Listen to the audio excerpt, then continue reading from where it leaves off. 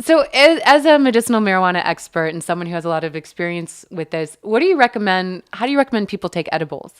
Okay, that's a really tricky one because even edibles themselves are not even sometimes properly labeled, or they've found to have different dosages. Like if you buy something, it's like, oh, there's 1 milligram of THC in there, and then you actually would bring it to a testing facility and you find out, oh no, there's 10 milligrams and it's labeled wrong. I mean, right now there's lack of quality control, but for people, it's very important when you start with edibles to think about your experience with marijuana in general. If you're a new user and literally you just hopped on a bus, went to Colorado, and decided you're just going to eat this big cookie and it's going to be awesome, it could actually be a very frightening experience for you, cause panic, anxiety. You have to start off small. I always tell people start off small and don't keep eating. Like sometimes people don't feel the effects because when you smoke a joint, for example, you feel it sort of instantly.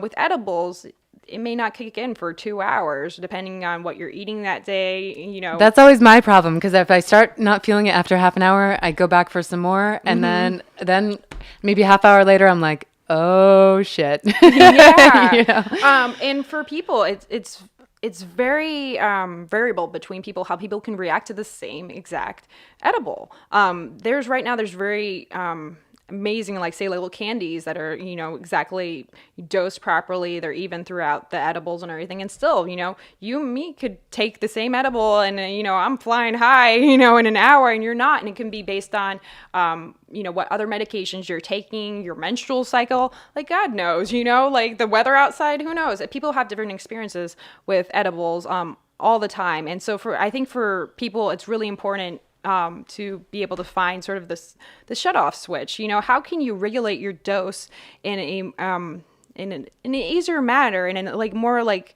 time appropriate? It shouldn't be, okay, I ate too much and I have to ride this out, like this horrible feeling that's not causing, it's unpleasant. I have to go lay down or something for 8 hours, rather than being like, oh, I can eat this and then it'll make this feeling go away. It's like when you're too drunk and people try to drink some coffee and it sort of helps sober them up. How do you get sobered up from a sort of an overdose situation where, whether it was because you thought you could handle it or, you just took too much.